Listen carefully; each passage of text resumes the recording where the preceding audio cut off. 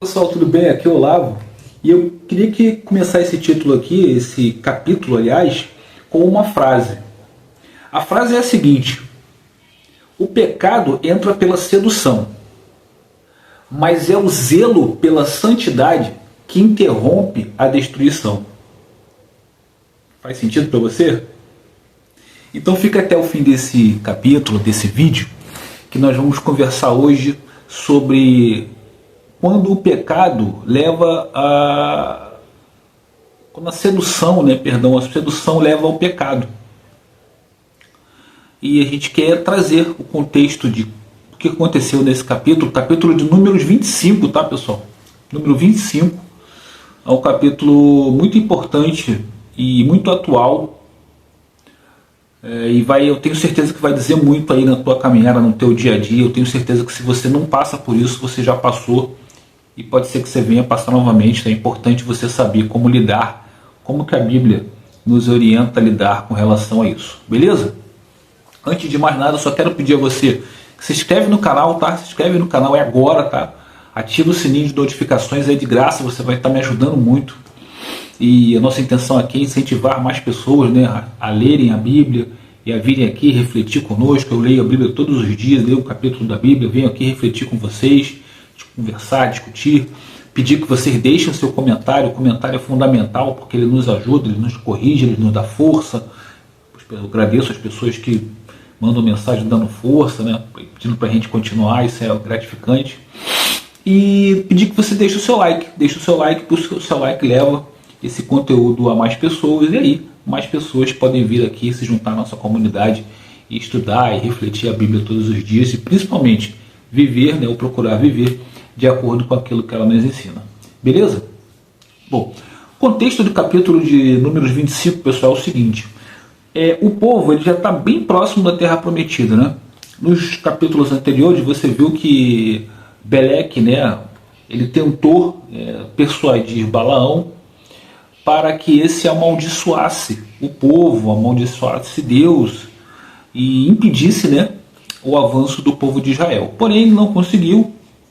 Inclusive, no capítulo anterior, você viu que Deus toma a posse de Balaão e fala e abençoa, declara a grandeza e tudo aquilo que ainda está por vir com relação ao povo de Israel, e deixou Beleque muito irado e chateado, mas não tinha o que fazer.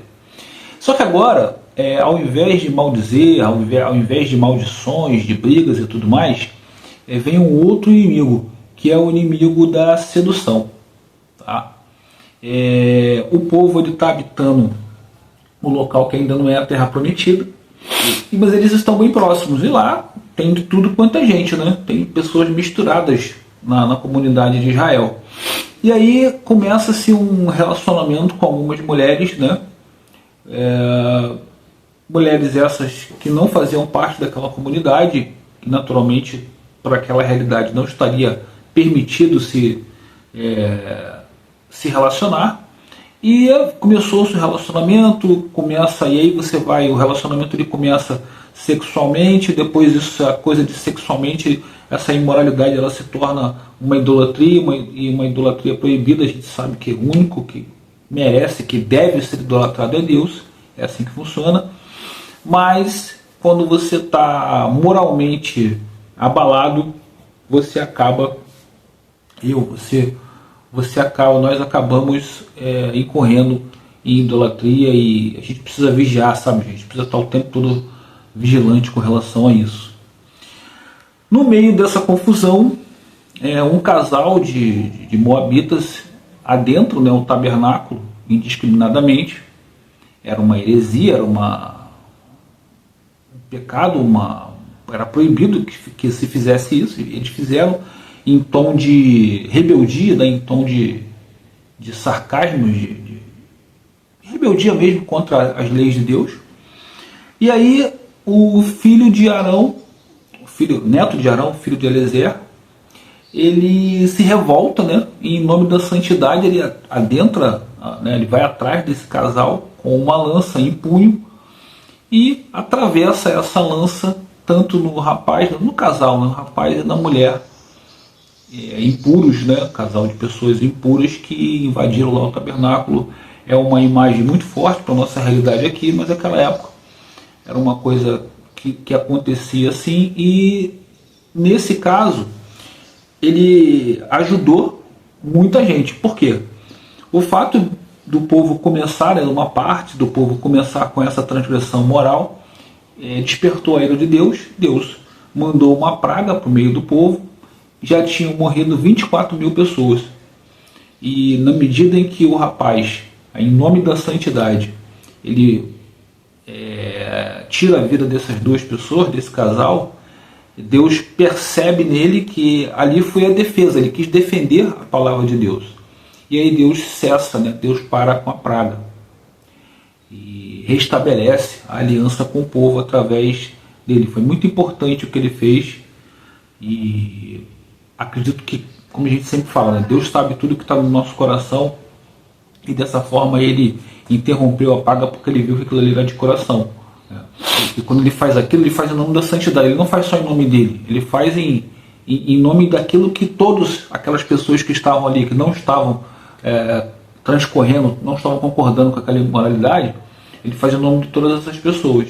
E aí Deus entende, não, peraí, então deixa eu relevar, porque realmente tem pessoas que são fiéis e que não concordam com isso que está acontecendo. Enfim, basicamente o capítulo é isso, tá? O contexto histórico do capítulo é isso.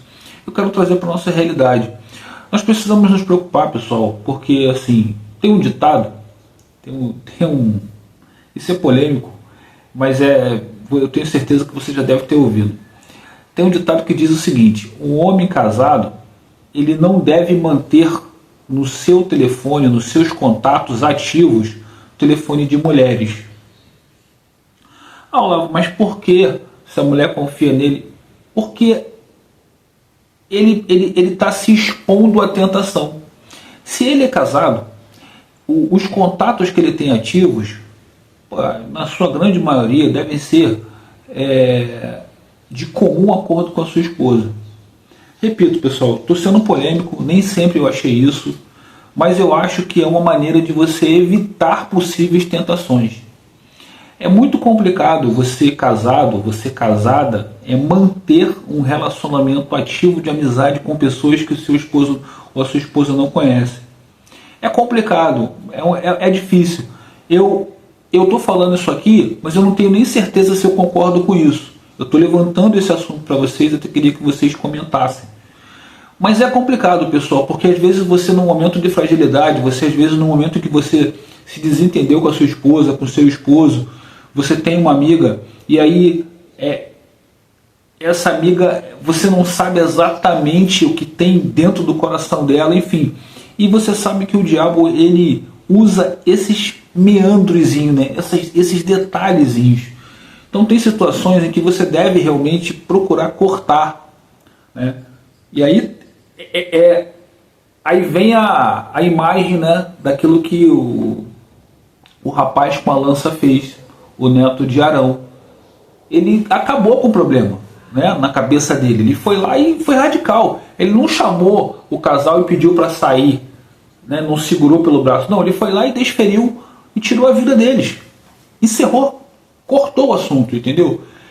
É por isso que eu estou trazendo esse assunto. Então, às vezes você está num momento sensível no seu casamento, você está num momento, sabe, complicado, e aí você mantém amizades as quais a sua esposa não conhece. Você pode, e eu não quero ser leviano de achar que todo mundo é culpado, você pode sim não ter maldade nenhuma com a pessoa, mas você se expõe num momento em que você está no seu casamento, né, na sua relação, e às vezes a relação está até com algum problema, e você não consegue ter a sensibilidade de perceber isso, e aí você se expõe e você acaba desencadeando todo um problema, e que às vezes vai culminar numa separação por você não ter se atentado a um detalhe, né? Enfim, é um tema polêmico, mas veio à minha cabeça, foi o exemplo que veio à minha cabeça. Nós temos vários outros exemplos, né? Quando a gente fala, eu comecei a ler a Bíblia eu entendo que eu quero, poxa vida, eu quero seguir aquilo que a Bíblia fala, eu quero colocar em prática aquilo que ela fala, aquilo que ela me ensina, mas eu não posso continuar frequentando lugares que eu frequentava. Eu preciso cortar, não tem jeito, tem que cortar a relação. Não é compatível você, por exemplo, começar a ler a Bíblia, começar a estudar, começar a viver de acordo com aquilo que Deus te ensina, e você continuar frequentando botequim, você continuar frequentando prostíbulo, você continuar usando drogas. Estou sendo radical. Você continuar tomando porres. Não faz sentido, pessoal. Muitas vezes a Bíblia fala, nós já tem capítulos inclusive aqui que falam isso, que nós representamos a palavra de Deus. Então, se eu estou representando a palavra de Deus, fazendo o meu papel, a minha parte, como que eu vou ser visto num botequim, num prostíbulo, que a pessoa vai falar na hora: olha, como assim? Você está aí lendo a palavra de Deus, falando coisas bonitas, tentando incentivar pessoas a lerem a Bíblia e a viverem de acordo com o que a Bíblia ensina, e você está, quando vira as costas, você está no bar enchendo a cara, está lá bêbado, te vi bêbado no bar, te vi falando um monte de palavrão, xingando. Não dá, pessoal. Entendeu? Você tem que cortar. Você não consegue fazer isso de forma branda. Ah, não, eu fico lá só olhando, todo mundo está bebendo, mas eu não bebo não. Eu fico lá, não, tem gente lá que usa até uma droguinha ou outra, mas eu não uso não, eu estou aqui na minha. Não dá, pessoal. Eu acho que é isso que eu quis dizer nesse capítulo. Repito, queria que você comentasse aí, deixasse aí a sua opinião, a sua impressão, o que você acha com relação a isso, mas a minha opinião é isso, tá? Tem que ser radical. Eu concordo exatamente com o que a Bíblia nos fala. Tem que ser radical, você tem que cortar. Até para que Deus possa entender, possa perceber que você realmente está decidido, porque senão você fica em cima do muro, né?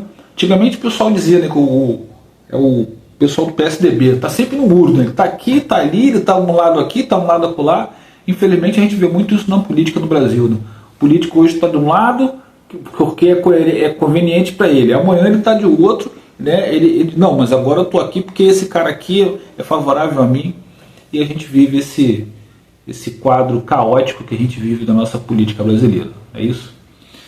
Bom, pessoal, acho que eu dei exemplos aí bem práticos, acho que ficou bem fácil de entender a minha opinião. Eu repito, gostaria de saber a sua, gostaria que você comentasse de forma inteligente para que a gente possa trocar ideias a respeito disso. O vídeo de hoje foi esse. Eu quero pedir a você que antes de sair do vídeo, que você, por favor, se inscreva no canal, se você ainda não se inscreveu, tá? Ativa o sininho de notificações, aí você vai ser avisado todos os dias, né, de vídeos que nós fazemos aqui sobre a Bíblia, né? Se você se conecta com esse tipo de conteúdo, aqui é o lugar, vem para cá, vem conversar com a gente sobre a Bíblia de forma natural, de forma simples, de forma uma pessoa iniciante, né, que está lendo a Bíblia, de repente é o seu caso também, você vai ser muito bem-vindo. Compartilha com um amigo, com uma amiga que você também acha, que você entenda que também tem essa finalidade. Deixe o seu like é muito importante, porque o seu like leva, né, o YouTube a entregar esse vídeo para mais pessoas, e mais pessoas podem se juntar a nós, podem vir aqui conversar, refletir, falar sobre a Bíblia e espalhar a palavra de Deus, que é o nosso objetivo. Legal, pessoal? Obrigado a todos que ficaram até aqui, Deus abençoe e até o próximo vídeo, pessoal.